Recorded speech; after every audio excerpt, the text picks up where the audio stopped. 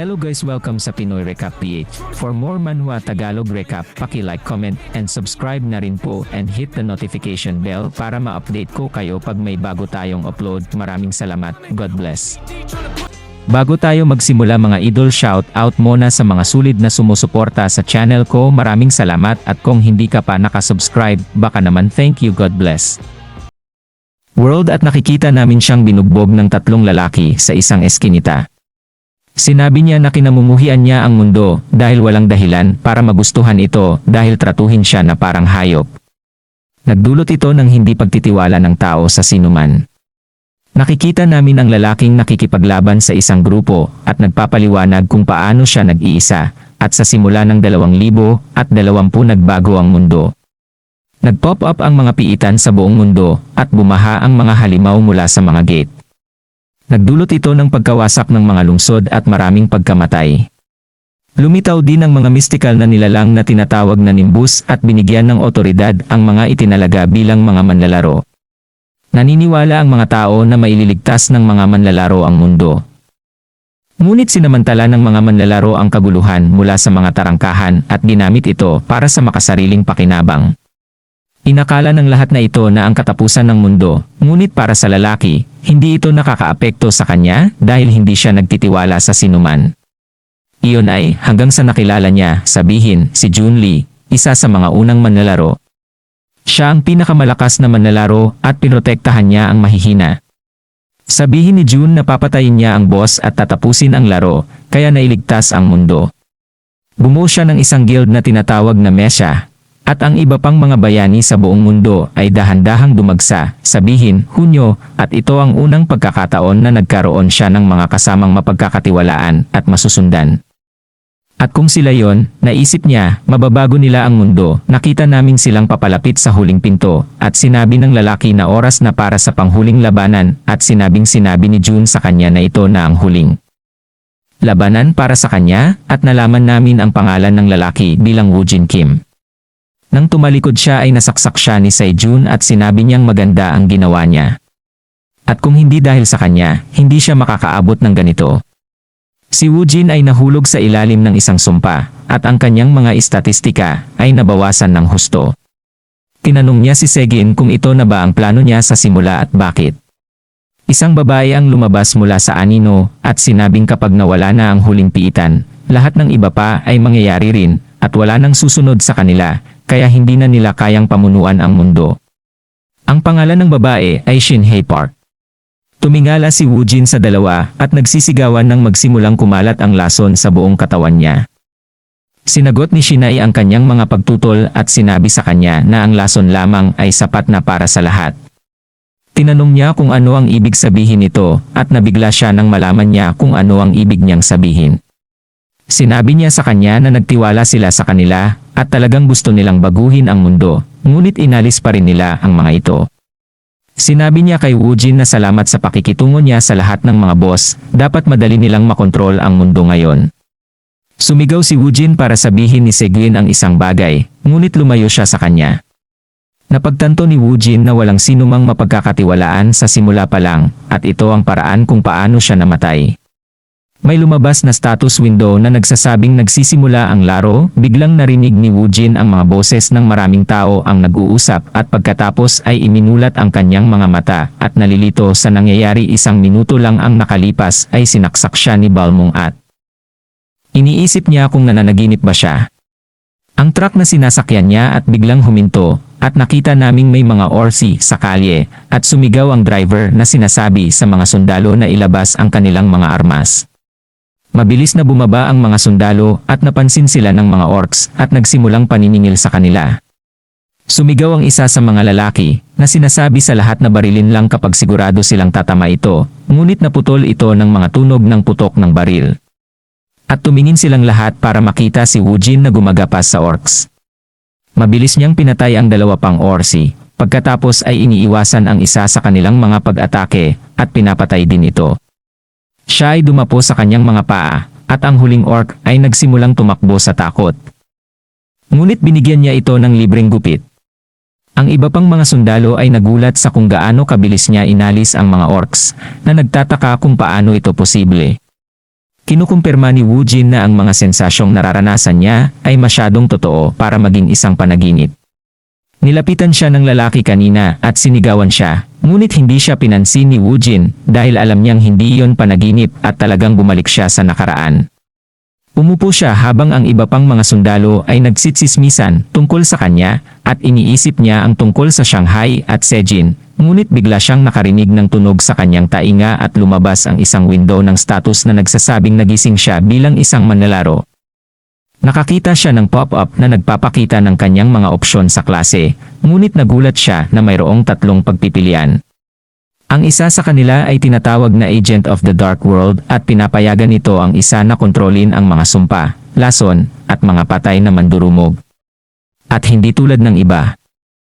Pang mga klase, ang otoridad ay labis na kinikilingan at nagresulta sa isang manlalaro na monopolyo ang lahat ng ito. Ang manlalaro ay si John Georg, o Hari ng Undead, at siya ang kabaliktaran ni Sejin na bayani. At para matalo siya, masusing sinuri ni Woojin ang klase ng lalaki. Kaya ngayon siya ay magiging isang halimaw at manghuli ng seksyon. Pinutol nito ang paliwanag ng mga guild at kung paano nagkaroon ng guild na tinatawag na Phoenix na nagbigay daan para sa Mesha Guild at pagkatapos ay ipinakilala sa kanilang punong tanggapan. Nakita namin silang nag-aalok ng Woojin akan track at tinanong niya kung paano niya mapapatunayan ang kanyang mga kwalifikasyon bilang isang player dahil walang ibang tao kundi ang player ang makakakita sa kanilang bintana. Hinampas siya ng lalaki ng Nerge Special at inilabas ang mga pahina ng kasanayan para sa klase ni Woojin, na sinasabing kung nagsasabi siya ng totoo ay dapat niyang mapunit ang isa sa mga pahina. Tinitingnan ni Woojin ang mga pahina at isang kasanayang tinatawag na Poison Blood ang nakapansin sa kanya. Nakikilala niya ito at ang ilan sa mga gamit nito, kaya pinili niya ito.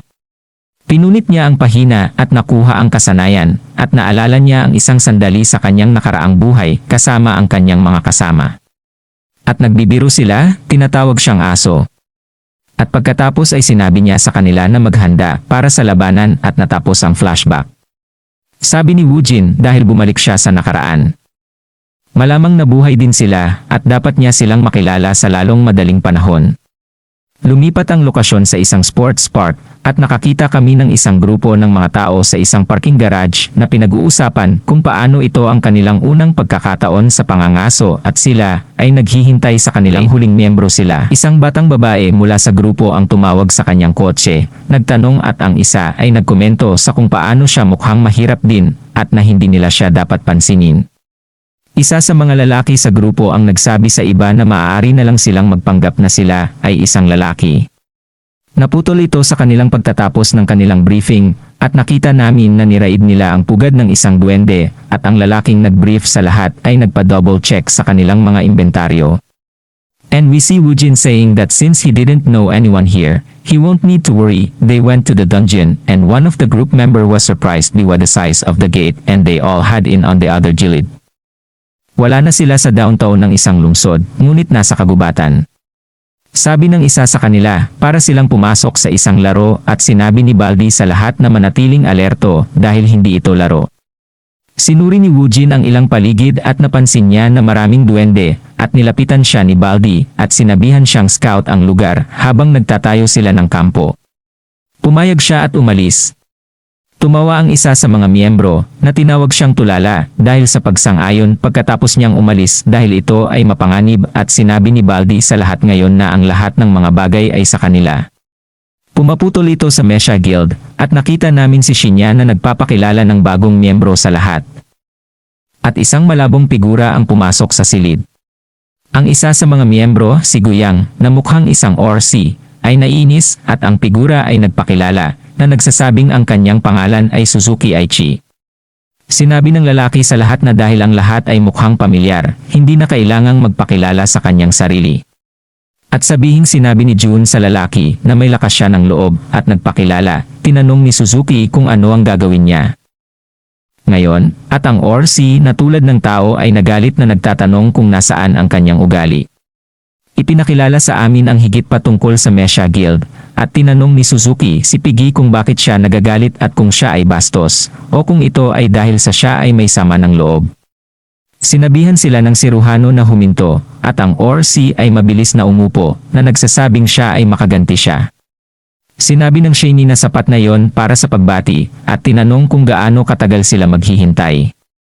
Sinabi sa kanya ni Suzuki na mahirap hanapin ang lokasyon ng material, kaya 3 araw, sabi ni Sejin.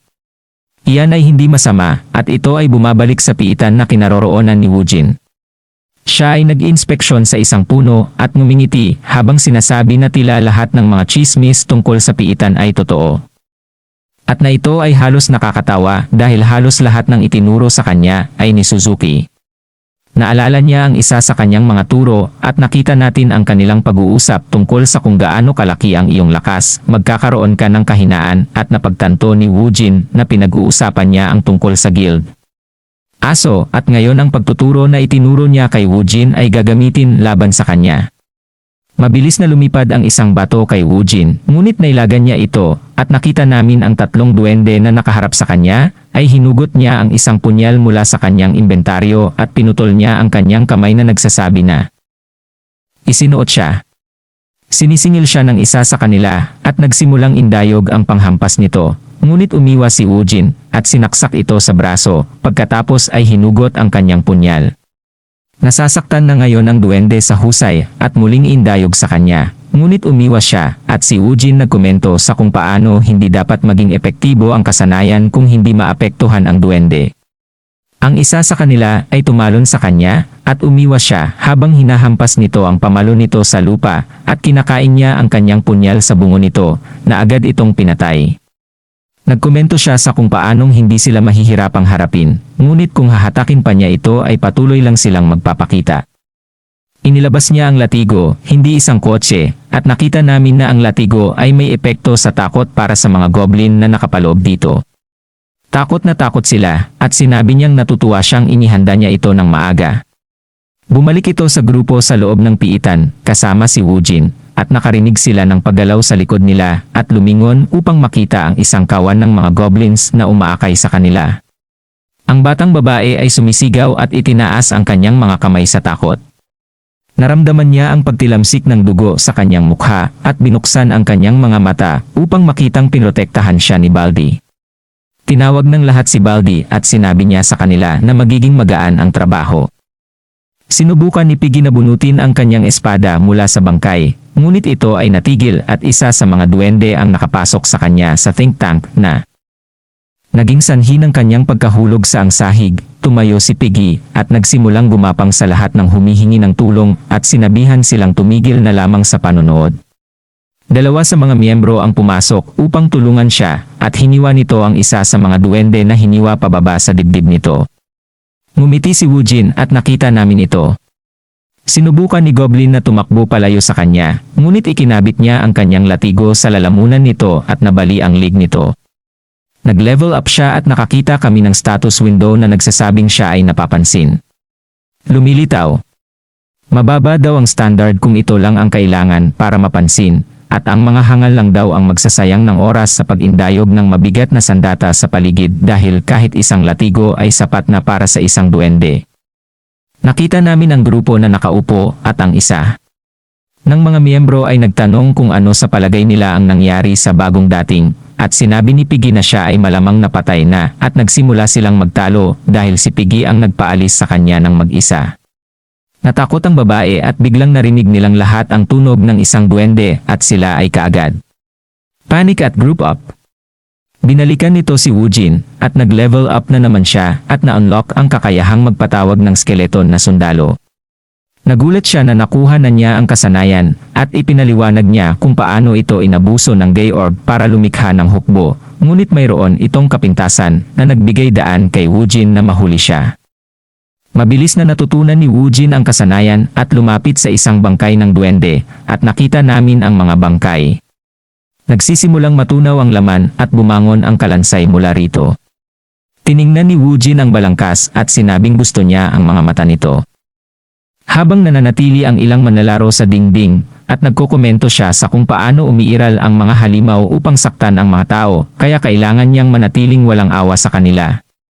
Dumating ang gabi at nakita namin ang grupong kasama niya na nakaupo sa paligid ng apoy at sila ay nataranta, nag-aalala tungkol sa kung ano ang dapat nilang gawin ngayon. Si Piggy ay nagsimulang sumigaw na hindi siya maaaring mamatay ng ganito, at lahat ay tumingin sa kanya na nabigla. Sinusubukan niyang palakasin ang loob sa kanila sa pamamagitan ng pagsasabi na sigurado silang nahirapan sila, ngunit magagawa nila ito at itinuro nila sa kanya na hindi sila nakatitig sa kanya, at tumuro sa likod niya, at nakita nila ang level up na notification, at nawala si Piggy. Kunin ng lalaking ito ng mapa, sinasabi niya kung paano sila nag-level up kapag hindi sila nag-aaway. At napagtanto nila na ang tanging paraan para makapag-level up sila habang walang ginagawa ay kapag ang isang miyembro ng partido ay nasa labanan at na si Woojin ay dapat nabuhay. Nakita namin si Woojin sa isang kuweba ng duwende at siya ay nakabarkada ng mga troso at ipinaliwanag niya ang pinakamabisang paraan para patayin kami sa pamamagitan ng paggawa nito at naghagis siya ng sulo sa mga troso. Nakita namin na ang mga troso ay natupok sa apoy at ang mga duwende sa loob ay nagsisimulang kainin ng usok at nagsimulang mawalan ng malay. Sinubukan ng ilan sa kanila na tumakbo papunta sa pasukan upang makatakas. Ngunit nakaharang sa kanila ang naglalagablab na barikada. Si Woojin ay nanonood habang sila ay nag-aagawan na. Sinusubukang takasan ang usok at sila ay nauwi sa bibitching sa kanilang sarili habang sumisigaw. Si Woojin ay nakangiti habang siya ay nanonood, at ang hiyawan ay dahan-dahan fade as the fire rages. We see the aftermath and he talks about wanting to see someone's face, but don't specify who and wonders if he has a different hide spot. The ground rumble, and we see a giant goblin emerge, and Woojin said nakakagaan ng loob na nagpakita siya dahil ito na ang hinihintay niya, at nagpapasalamat siya na nagpakita ng sarili ang kampiyon ng goblin. Ipinaliwanag niya kung paano bago manghimasok ang Mesha Guild, ang kampiyon ay pumatay ng maraming rookies, at ang pakikipagkita sa kampiyon sa isang piitan na tulad nito ay magiging agarang kamatayan. Ngunit hindi na niya planong payagan pa ang mga biktima. Si Woojin ay nanonood habang ang kalansay ay lumalaban at nagbabago ang ekspresyon ng mga kalansay. Nakasandal si Woojin sa isang puno at pinanood ang skeleton na sumusugod patungo sa kampiyon, at ang balangkas ay mabilis na pumutok sa pagitan ng mga binti nito, hiniwa ang takong nito. Nakilala ni Woojin ang pamamaraan, at sa isang punto sa nakaraan nang makalaban nila ang isang higanteng halimaw, si Woojin ipinaliwanag sa lahat na kailangan nilang atakehin ang mga binti nito, at ipinakita niya ito sa kanila sa pamamagitan ng pagsasagawa ng 2/. Sabi niya na sigurado siyang ganoon din ang paggalaw nito, at pinapanood namin habang nakaluhod ang kampiyon at mabilis na sumugod ang balangka sa likod nito. Agad na nakilala ni Woojin ang estilo ng pakikipaglaban bilang kanya. Alam niyang maapektuhan ang lakas ng kalansay ng kanyang kasanayan sa mahika, ngunit hindi niya alam na makokopya rin ito ang kanyang estilo ng pakikipaglaban. Nagsimula siyang magmansplain sa Skelly Bones at nagpa siyang magkakaroon siya. Nabaguhin ang kanyang plano pagkatapos malaman ito. Tama, inaalerto siya nito na nakakuha siya ng isang maalamat na pahina ng kasanayan. Malinaw na nasasabik siya sa kasanayang nakuha niya. Pagkatapos ay pumutol ito sa labas ng piitan, at ang mga tao ay sumisigaw na ang piitan ay nalinis na. Tumakbo ang lahat papunta sa gate, at nakita namin ang inting bot lane na lumakad palabas. Isa sa mga manager ay si Shukef na inabot lang ng isang araw, at natutuwa silang bumalik, ngunit napansin nilang 4 na tao lang ito at nagtanong kung nasaan si Woojin. They know all him, of course, and he's prepared for the worst. Ngunit may sumigaw na may lalabas na ibang tao at nagulat ang lahat nang makita si Woojin. Hindi niya sila pinansin at isinara ang gate sa likod niya. Ibinaba siya ng manager at nagtataka si Baldi kung paano niya nilinis ang piitan ng mag-isa, at pagkatapos ay nagtataka kung sino siya. Nakikita natin sa balita na nilinis ni Sejin ang isa pang palapag sa piitan, at ang stock group ng Mesha Guild sponsor ay tumaas at si Baldi ay nag-swipe pakaliwa sa Tinder habang nag-iisip kung ano ang magiging hitsura ng mga manlalaro. Matakaw na basura at isa pang lalaki sa bar tells him not to worry and asks what the deal with the dungeon was this time. Buddy tells the man not even ask because he almost died because of a newbie, then blames the bandage on his head as Woojin's fault, and the man asking Kalbo kung tumpak ang chismis. At ipinaliwanag ni Baldi na nais ni Woojin na makakuha ng isang item kaya sumugod siya sa isang grupo ng mga kaaway. At na siya ay tumalon upang iligtas si Woojin, kaya naman siya ay nakabanda. Sinabi ng lalaki na dapat parusahan si Woojin at pinag-uusapan nila ito para sa isa pa. Minuto pagkatapos ay pinutol nito si Woojin na naglalaro ng detective na nagsasabing hindi siya makakalapit sa ganoon sa oras na ito at kailangan niyang maging sapat na malakas bago maging interesado si Sujin sa kanya. Ang mga tala na binanggit ang isang mangangaso ng Orsi. Pagkatapos ay nagtungo si Woojin sa isang gusali ng opisina na humihiling na lumahok sa piitan ng York at tinanong siya ng isa sa mga lalaki kung sinusubukan niyang tubusin ang kanyang sarili. Dahil sa chismis, sinabi ni Woojin na hindi niya alam kung ano ang kanyang pinag-uusapan at kailangan niya ng pera. Ang isa pang lalaki sa mesa ay nagsabi kay Woojin na dapat niyang alalahanin muna ang kanyang buhay at hindi ang kanyang pera at nag-aalok pa sa kanya ng mag-isa. Sinabi ni Woojin na mas gusto niyang pumunta sa piitan. Ito ay pagkatapos ng pulong at nakita namin ang dalawang lalaki mula sa pulong na nag-uusap kung paano totoo ang mga chismis tungkol kay Woojin.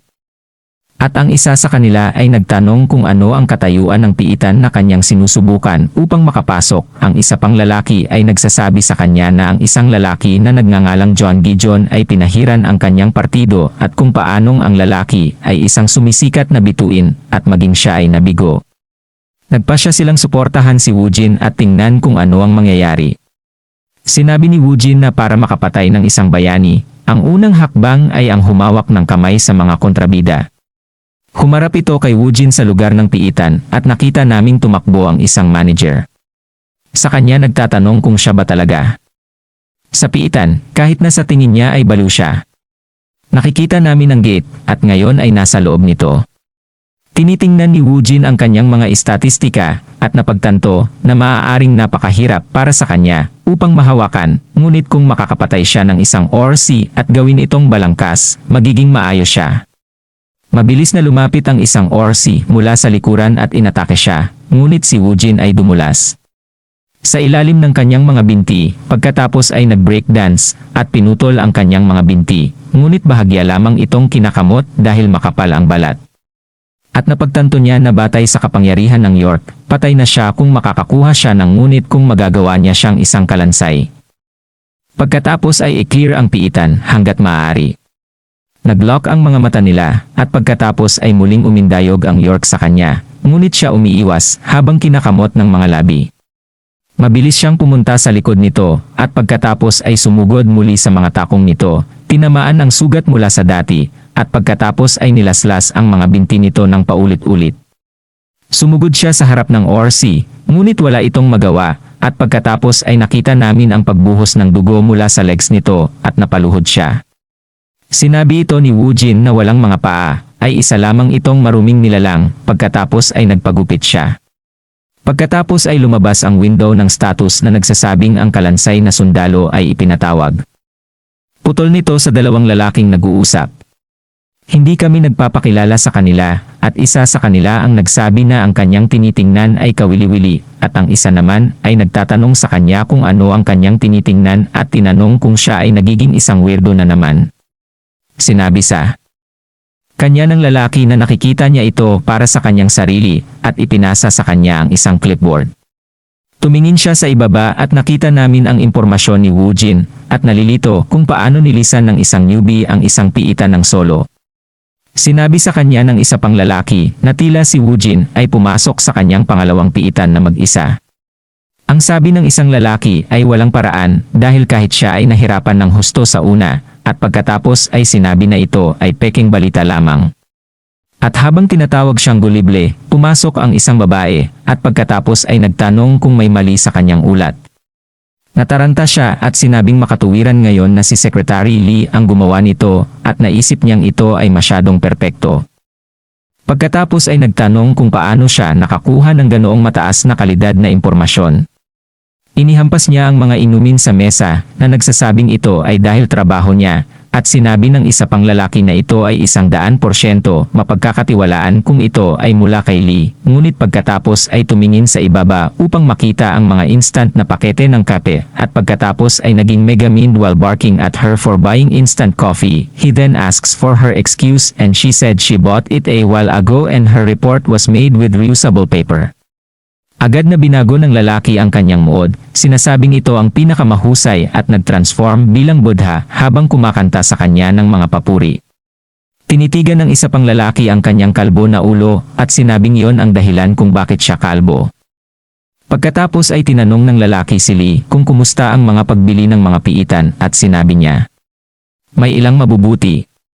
Ang lalaking may buhok pagkatapos ay nagtanong sa baldo tungkol sa kanilang iba pang mga piitan. Ang kalbo na lalaki pagkatapos ay nagpahiwatig kung paano ang isa pang lalaki ay papasok dito at pagkatapos ay sinimulan niyang sabihin na karapat dapat siyang ipahinga ang kalbo na lalaki pagkatapos ay sasabihin sa kanya kung may nagpapahinga din. The works and we see they are fighting Woojin's skeleton and he comments on how the durability is weak, but he learned something from Georg in his previous life and he turned another body into a soldier. The orcs watch as it begins to form from their nahulog na kasama, at sinabi ni Woojin, hanggat siya ay mana, ang bilang ng mga sundalo niya ay palaging pareho sa bilang ng mga sakripisyo sa larangan ng digmaan. Nagsisimulang makaramdam ng takot ang mga orc at pagkatapos ay lumabas sa screen. Nakikita namin na nag-level up siya at ang kanyang mga antas ng kasanayan sa dugo na may lason. Nagulat siya sa bilis niyang nag-level at sinabing hindi magiging epektibo ang pag-level dito at dapat na niyang hanapin ang Orc Hunter. Iniisip niya ito at nagsimulang subukan at hanapin kung nasaan ang mga ngaso. Nagsisimula siya sa pamamagitan ng pagguhit sa dumi at habang inaalis niya mga lugar na maaaring makapasok ang mga ngaso, nakita namin si Mr. Skellybones na sumilip sa kanyang iginuhit. Ang Skellybones ay ganap na nawala at si Woojin ay patuloy na sinusubukang matukoy kung nasaan ang mga ngaso. At kung ito ay kung saan sa tingin niya ay naroroon, ang tanging sundalo na magagamit niya ay si Mr. Skellybones at siya ay nagpasya na kailangan niya ng ibang plano. Hiwa sa parang perlas na puti ng isang orsi, at nakikita natin itong kinakaladkad ang isa pang orki, ginagawa siyang parang krayola ng karne. Si Woojin ay nanonood ng pagtatago mula sa mga ngaso at ipinaliwanag na ang isang amo ng piitan ay mas malakas kaysa sa isang normal na halimaw at magiging tanga ang makipaglaban ng walang plano, ngunit kung maaari niyang tusukin ito ng kanyang nakalalasong palaso sa dugo, maaaring gumana ito. Tumango siya sa si Skelly at nakita namin si Skelly na lumakad palabas kung saan mabilis na napansin ng mga ngaso at nagsimulang mag-charge ang dalawa sa isa't isa. Nag-away sila, nakipagpalitan ng suntok at pagkatapos ay nagsimulang kagatin ng mga ngaso si Skelly. At batay sa mga mata ng mga ngaso, kinumpirma ni Woojin ang pagkakakilanlan nito at sinabi na kailangan niyang iwasan ang makapal na balat. Pumutok siya ng palaso patungo sa mata ng mga ngaso, tinusok ito. Tumayo ang mga ngaso at pagkatapos ay hinugot ang palaso mula sa kanyang mata. Nakita namin na naapektuhan ng lason ang mga ngaso. At ipinaliwanag ni Woojin na kapag mahina ang lugar, mas mabilis na kumalat ang lason. Nagsimulang gumawa ng kakaibang tunog ang mga ngaso at lumabas ang isa pang window ng status na nagsasabing bababa ang kalusugan ng mga ngaso. Tuhod at binanggit ni Woojin na hindi ito nakamamatay, ngunit ito ay kapaki-pakinabang para sa mga bagay na tulad nito. At ngayon tapos na. Pinatay ito ni Skelly at nilapitan ni Woojin ang isang tumpok ng labi mula sa pinatay ng mga ngaso. Sinipa sila ni Woojin at napansin niyang hindi ginawa ng Hunter ang isa sa mga pinsala, ngunit ito ay pagkilos ng isang taong nakasanayan ng pumatay. Nangangahulugan ito na nasa tamang landas siya, ngunit wala ng sapat na oras sa piitan para makakuha mas malapit sa pumatay. Ngunit mas maganda kung makakahanap ka ng mas malapit sa Yangwuman Park. Nakakita siya ng makintab na bagay mula sa isang kuweba at nagpa siyang puntahan ito. Nakayuko siya sa The Cave at nakakita ng isang balangkas na nakasuot ng sandata na may kakaibang malinis na sandata. Nangangahulugan ito na habang ang kanyang mga kaalyado. Ang bangkay ni Henna ay kabilang sa sumisikat na bituin ng Phoenix Guild. Napansin niya ang isang libro sa tabi ng mga buto at binuksan ito. Sinabi niya na wala itong mahalagang impormasyon, ngunit pagkatapos ay nalaman niya na ito ay talagang isang blacklist para sa mga kabataan kapag pangkatin at maaari niyang gamitin ito ng husto. Nakakuha si Wu Jin ng regalo para sa pagsolo sa Hunter at nakakuha ng maalamat na kasanayan na tinatawag na Eye of Anubis at maaaring tumingin sa mga alaala ng mga patay. At nagbibiro siya tungkol sa kung paano ang kanyang swerte. Mabuti sa buhay na ito. Inilagay niya ang kanyang mga kamay sa ulo ng balangkas at pinapagana ang kanyang kakayahan habang gumagawa ng isang masamang one-liner. Nagsimulang magdilim ang kanyang mga mata at isang malabong aura ang lumabas mula sa kanila. Isang sinagang dumaloy sa mga mata ng kalansay at nagbabalik tanaw kami sa kanyang mga alaala. Nakikita namin siyang nag-i-stress sa pagkamatay ng kanyang mga kaalyado at kung paano niya pinapatay ang mga tao sa suporta ng Phoenix Guild. Idinideactivate niya ang kanyang kakayahan at nalilito sa mga alaala, sinabing hindi ito magandang karanasan at kumonsumo ito ng maraming mana. Ngunit ngayon ay tapos na ang kanyang paghahanda. Ngunit sa lahat ng bagong impormasyong ito, siya ay nasa isang magandang posisyon. Pinutol nito ang isang lalaki na binugbog dahil sa ibang tao na naglilinis ng piitan. At pagkatapos ay kinakaladkad ang lalaki palabas habang nagmamakaawa para sa pangalawang pagkakataon. Si Park Yong-hwan ay nagbabasa ng isang papel tungkol kay Wu Jin at nagtanong tungkol sa kanyang reputasyon. Ipinaliwanag ng kanyang sekretarya ang tungkol sa mga nakaraang pagsalakay ni Wu Jin at binanggit pa niya ang tsismis na siya ay sakim. At habang pinag-uusapan nila si Wu Jin, inalerto ang batang si Juan na may tao sa opisina para makita siya at ang isang tao ay si Wu Jin. Pinutol nito ang dalawang manager ng piitan na tinatalakay kung paano itinalaga ang mga slot, kung gaano karaming tao ang maaaring magkasya sa isang piitan, at iyon maraming bakanteng lugar sa pagkakataong ito at mahihirapan silang maghanap ng mga taong pumupuno sa kanila. Bigla silang naabisuhan na tinawag sila ni Yang Wen at hinihiling niyang ipasok si Wu Jin sa piitan. Ngunit dahil si Wu Jin ay isang loner, walang pakialam ang ibang guild kung nandyan siya. Pinag-uusapan nila kung paano nila haharapin ang paglalagay kay Wu Jin sa pangkat ng piitan, at mali ang pagkakaintindi nila sa sitwasyon bilang ang batang Guan ay ilang henyo at si Wu Jin ang kanyang trump card. Binabalikan nito ang batang si Juan, at ang kanyang sekretarya ay nagtatanong kung bakit niya tinanggap ang proposal ni Wu Jin. At sinabi niyang nakakatuwang makita siyang dinadala ang blacklist na libro ng ganoon, at si Wu Jin ay isang taong maaari niyang manipulahin at itapon kapag siya ay tapos na. Nakuha namin ang isang flashback ng batang Juan na may hawak ng libro na nagtatanong kung si Wu Jin ay sinusubukang i-blackmail siya. At sinabi niya sa kanya na hindi, ngunit sa halip ay may proposal siya para sa kanya at gusto niyang pumasok sa iplosdong yon. Tinawanan siya ng young woman at tinanong kung alam niya kung anong uri ng lugar ang piitan na yon, at sinabi sa kanya ni Wu Jin na oo, at alam niyang nag-aaway ang Phoenix at Mesha Guild sa mga slot para sa piitan. Tinawag siyang baliw ni Yang Guan dahil sa kagustuhang pumasok habang alam iyon at pumayag na.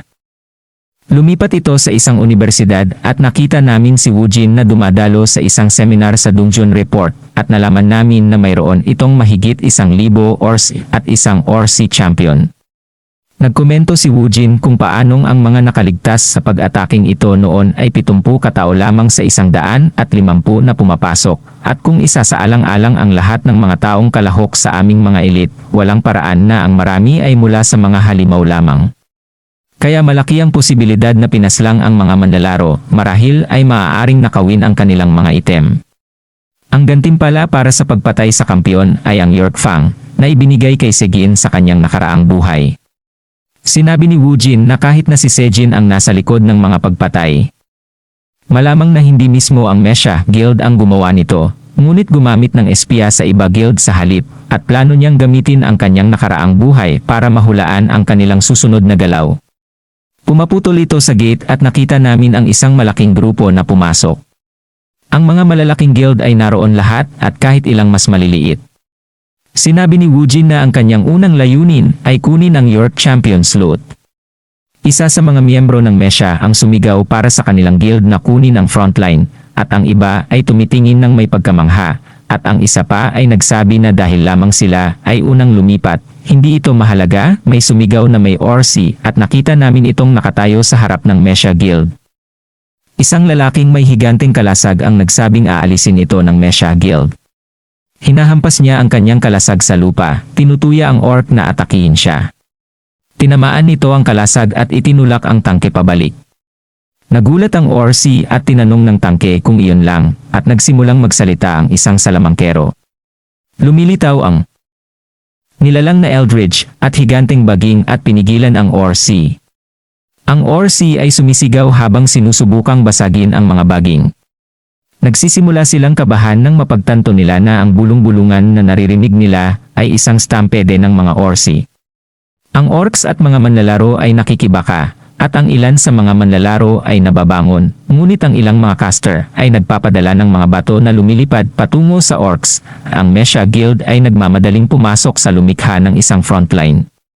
Si Wujin ay nanonood mula sa itaas ng isang puno at napagtanto na walang makakapansin kung siya ay mawala at ngayon ay oras na para sa kanya upang lumipat. Hindi itutulak ng Yorks ang mga manlalaro. Kaya plano niyang hanapin ang kampiyon ng Orc habang sila ay abala. At ang malinaw na kondisyon ay parehong champion at ang 1,000 Orcs, kaya susubukan muna ng malalaking guild na bawasan ang mga numero. Ngunit sa panahong ito, maaaring makuha ni Wujin ang Orc Fang bago ang iba pa sa kanila. Pumaputol ito sa isang random na lugar sa piitan, at nakita namin ang isang grupo ng mga Orsi at isa sa isang trono na may pangil sa leg nito. Isinasagawa nila ang isa sa mga lumuluhod na Orsi at ang kanyang ulo ay gumulong. Ang iba pang mga Orsi na nanonood ay natatakot at ang kampiyon ay itinaas ang kanyang palakol sa hangin at sumigaw. Ang iba pang mga Orsi ay nakinig sa kanyang tili at nagsimulang maglakad patungo sa mga manlalaro. Natutuwa si Wujin na natagpuan niya ang kampiyon dahil pinaalis lang niya ang kanyang mga anak. Pinutol nito ang Mesha Guild sa isang malaking bilang ng mga katawan ng orc at sinabi sa kanila na dapat silang magpatuloy sa pagsulong. Napagtanto ng lalaki mula sa guild na ang bilang na kanilang nakalaban ay masyadong maliit, kaya ang aktual na pangunahing puwersa ay nasa ibang lugar. Mabilis na lumitaw ang isang lalaki na nagsasabi sa kanya na maraming Orsi ang naniningil para sa kanila. At ito ay nasa 900 Orsi. Mukhang ang kanilang buong pangunahing puwersa. Sumigaw siya, sinasabi sa lahat na sapat na yon para sa araw na yon at kakailanganin nila ng higit pang kagamitan upang labanan ang buong hukbo ng mga Orsi. Dahil dito, nasaktan ang ilan sa iba pang mga guild at nagsimula silang sumigaw na hindi sila mga asong Mesha Guild. Sinusubukan ng Mesha Guild na sabihin sa kanila habang mahalaga ang kompetisyon, kung maghihiwalay sila, mamamatay silang lahat. Sinabi sa kanya ng isa sa mga lalaki na kung hindi siya kumpiyansa, hindi muna siya dapat pumasok at umalis ang kanyang guild. Hindi sila pinansin ng Mesha Guild at nagpa siyang magpahinga at maghanda para sa susunod na laban. Ang aktual na nilalaman at nakita namin si Wujin na may 2 skelly bonus na nakatayo sa harap ng kampiyon. Nagsimulang maglakad ang kampiyon patungo sa kanila at nakita namin si Wujin na nakahanda na ang blood poison arrow. Ang isa sa mga skeleton ay sumugod, ngunit ang champion's fang ay nag-activate at agad niyang sinira. Isa sa mga kalansay. Nagulat si Wujin at pagkatapos ay ibinaba ng kampiyon ang kanyang sandata sa isa, ngunit ito ay umiwas at sumugod patungo sa kanyang binti. Nagsimulang sumipa ang kampiyon sa skeleton at napagtanto ni Wujin na hindi na siya magkakaroon ng maraming oras at mayroon lamang isang pagkakataon. At ngayon, habang isang sundalo na lang ang natitira, nakikita natin ang huling skelly dodge, isa pang pag-atake, at pagkatapos ay lumipad si Wujin Zero sa himpapawid sa champion, ngunit iniwasan niya ito. Napagtanto ni Wujin na mas malakas siya kaysa sa narinig niya. Tungkol sa sinamantala ni Skelly ang pagkakataong ito at umatake, ngunit ang espada gumagamit ito ng preno at hindi pumalag ang kampiyon at binasag si Skelly. Napagtanto ni Wujin na mahirap ito at kailangan niyang baguhin ang mga plano. Sinabi ni Wujin na imposibleng labanan ang kampiyon habang mayroon itong pangil. At mas mabuting umatras dahil mababa rin ang kanyang mana. Nagsimula siyang tumakbo, ngunit hindi siya nito sinundan at nalilito siya kung bakit. Umiling ang kampiyon at mabilis na tumakas si Wujin, sinabing mabuti na lamang siyang makaalis dahil nahihirapan ang amo na habulin siya, ngunit gagawin niya. Nagsisi itong hinayaan siyang umalis. Nakikita namin ang ilang minor na karakter na guild na nakita si Woojin na tumatakbo at isa sa kanila ang nagsabi na baka nahanap na ni Woojin ang kampiyon bago sila, at ang sabi ng pinuno ay hindi nila malalaman ngunit dapat muna nilang kumpirmahin ito dahil ang pagbagsak ay dapat ay claim muna ng kanilang guild. Ngunit nakita naming lahat sila ay humimatay at nagsimulang magpanik ang lalaki dahil wala siyang narinig na ibang halimaw maliban sa mga orsi at pagkatapos ay napagtanto niyang hindi ito mga orsi at nagsimula siyang sumigaw pagkatapos. Base at sinabi niya na mabuti at walang paksyon na nagkakainteres sa kanya, ngunit napagtanto niyang napakabigat ng kalooban. Nagulat siya na maraming tao ang namatay sa unang araw at napagtanto na may mali at nagtataka kung nagsimula na bang makipaglaban ang mga guild. Pinapanood niya ang ilang mga hindi nilalayon na nag-uusap sa kanilang mga sarili, ngunit mabilis silang nagkomento tungkol sa kakaibang walang sinumang nakaligtas. Humina pa, kaya dapat na siyang magtrabaho.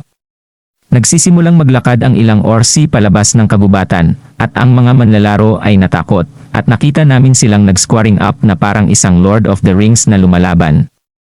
Pinagmamasdan ni Woojin mula sa malayo ang mga ulap ng alikabok, at napagtanto niyang nagsimula na ito. Ngunit ang problema pa rin ay kung paano niya magagawang masugatan ang kampiyon gamit ang kanyang kasalukuyang mga gamit dahil hindi niya magagamit ang mga kalansay na sundalo na kasing tibay ng kanilang tibay. Ay masyadong mababa. Siya ay may epiphany at nagtataka kung ang mga kalansay ay makakapag-shoot ng mga arrow. Nakikita namin ang window ng status, sabihin na pinatawag siya habang nakatayo siya sa harap ng kampiyon. Nagkomento si Woojin kung gaano ka-relax ang kampiyon at sinabing oras na para sa ikalawang round. Isinaaktibo ng York ang pangil at tumayo mula sa kanyang trono, pagkatapos ay agad na sinisingil si Woojin at habang nasa himpapawid ito. Isang araw ang lumipad patungo sa ulo nito, ngunit ito pinalihis ang araw pagkatapos ay tumingin sa ibabaw upang makita ang dalawang kalansay na may mga busog. Ito ay tumama sa sahig, pagkatapos ay igolf ang mga labi sa mga kalansay, kung saan sila ay mabilis na umiwas at bumaril ng higit pang mga araw, ngunit sila ay naharang. Si Woojin ay nasa itaas ng kampiyon at natutuwa na ang mga kalansay ay gumagana tulad ng inaasahan, kaya lahat ito ay nangyayari ayon sa plano. Mabilis na nag-Beyblade si Woojin habang nasa himpapawid at hinampas ang dibdib nito, nabasag ang kwintas na nakahawak sa pangil. Bumagsak ang pangil sa lupa at dumapo sa kamay ni Woodman. Ina-activate niya ito at nagsimulang manghina ang kampiyon. Binasag nito si Woojin, ngunit umiwas siya at pagkatapos ay dumapo ang dalawang arrow sa binti ng orcs na lumalason dito. Tinitingnan nito ang mga kalansay at natutuwa si Woojin na nasa kanya ang pangil. Ngayon ay makikita natin na ang item ay medyo maganda at pagkatapos ay nakakuha siya ng titulo para sa pagkakaroon nito. Nag-emo siya at pinutol ang kanyang sarili sa kanyang espada at nagpatuloy ang laban.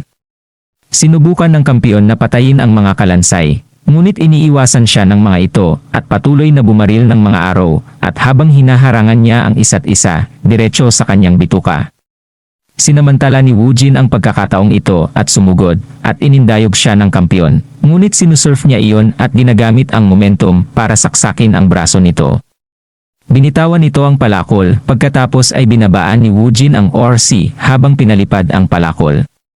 Nasalo ito ng isa sa mga kalansay, ngunit mabagal ang pag-iisip, kaya inaabot ng 1 segundo upang malaglag ang kanyang pana at naghahanda na gamitin ang palakol. Pinutol nito ang ilang random na dude sa mga puno sa malapit at narinig niya ang mga kampiyon na umuungal ngunit nagtataka kung sino ang lumalaban dito at kailangan niya.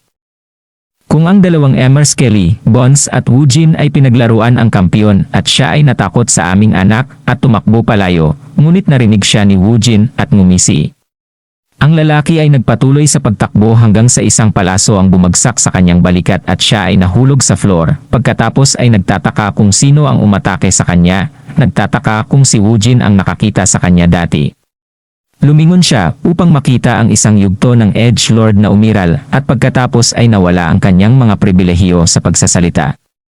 Pagkatapos ay awkward siyang tumayo sa ibabaw ng kanyang katawan. Nakita namin ang Edgelord na nagsimulang markahan ang isang larawan sa loob ng isang libro. Na mukhang kakaiba sa blacklist na si Woojin binigyan si Young ng isa. Sinabi ng isa pang miyembro ng Edgelord na magmadali at nakawin ang mga gamit ng lalaki, at ang isa sa kanila ay nagtanong kung talagang plano niyang paalisin ang lalaki mula kanina. Si Woojin at ang isa ay oo, dahil siya ay mapapagod pagkatapos makipaglaban sa kampiyon. At pagkatapos ay umalis siya habang iniiwan ang iba pang lalaki at hinila niya ang bangkay ng lalaki palayo. Hindi nila alam na si Woojin ay nagtatago at narinig at pinanood ang lahat ng ito. Nakita namin ang mga pangunahing guild na katatapos lang pumatay ng isang grupo ng mga Orsi at habang sinasabi nila na maayos ang pag-usad, lahat sila ay nakakita ng isang window ng status na nagsasabing ang Orsi champion ay natalo. Nagulat ang isa sa mga lalaki. Nagsimula silang lahat na pag-usapan kung sino ito at ang kinatawa ng Mesha Guild ay nalilito dahil lahat ng pangunahing guild ay kasama nila. Lahat sila ay hindi nagkakaintindihan at iniisip na ito ay ang Leon Guild, walang mga pangalan mula sa nakaraan. Ito ay bumabalik sa isang pagtingin sa isang palakol na hinugot mula sa isang Orsi at nakita namin si Mr. Skelebones sa wakas ay pinatay ito at si Woojin ay nag-level up. Nag-unlock siya ng bagong kasanayan at umaasa siyang makakakuha siya ng magandang bagay. Kaya binuklat niya ang pahina para malaman na nakakuha siya ng kasanayan na tinatawag na blocker, na parang isang inventaryo na maaaring mag-imbak ng mga patay na halimaw. At pumunta siya upang subukan ito at nakita namin si Mr. nakuha ni Skelebones ang buhay mula sa kanya at kumain. Umiikot ito sa libro at pagkatapos ay kumupas ang kadiliman. At ito ay mapupuksa ang pangangailangan para sa kanya upang pumatay ng mga halimaw sa sandaling siya ay pumasok sa isang piitan. At ito ay nag-aalis ng isa sa kanyang pinakamakabuluhang mga kahinaan. Isa sa mga lalaki noon na nakakita ng abiso tungkol sa kampiyon ay tumatakbo sa kakahuyan, ngunit laktawan natin ang kanilang boring na pag-uusap at sa halip ay tumuon sa Edgelord Gang. Mabilis silang nagbago ng isip tungkol sa pagpatay kay Woojin at nagpasya na linisin muna ang iba pang mga tao. Nagtanong sila tungkol sa isang baguhan at ang puting buhok na lalaki noon ay nagsabing tuturuan niya siya ng maayos pagkatapos na ito at kung ano ang maaari naming ipagpalagay ay ang kanilang sabi ng pinuno na hindi sila dapat kilalanin o kung hindi ay malalagay sila sa impyerno ng problema at kung gagawin nila ay dapat na sila ay mawala ng buhay. Ngunit dahil nauubusan na sila ng oras kailangan nilang kumilos ng palihim bago sila umalis nakita nila ang baguhan na tumatakbo sa kanila at nasa likod niya ang dalawang Mr. Naghahanda silang makipag-ugnayan at sinigawan nila ang baguhan sa pangunguna sa mga buto ng Skeledito at nagsimula silang magtaka kung may alam ba si Woojin tungkol sa kanila mula noong nagpasya siyang atakihin sila. Ngunit kapag napagpasyahan niya ang kanyang sarili na lumaban, lumingon siya para makita ang kanyang mga anak o hinawakan ang mga kamay. Ang baguhan talaga ay si Woojin at mabilis silang bumagsak sa sahig. Nawawala pa rin ang pinuno sa kakaisip sa nangyari at iniisip niya kung pinagtaksilan sila ng baguhan. Ngunit nakita niyang hinubad ni Woojin ang balabal at napagtanto niyang nabasag nito si Woojin ng mga alaala ng aktwal na baguhan. Ngunit wala siyang mahanap na alaala tungkol sa Mesha Guild. Ngunit napansin niya ang patay na lalaki at napagtanto niyang nawawala siya.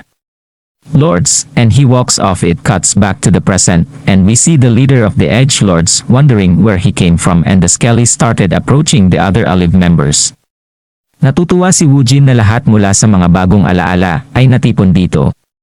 Pinatay ng mga Skelly boys ang natitirang mga Edgelords at nilapitan ni Woojin ang pinuno.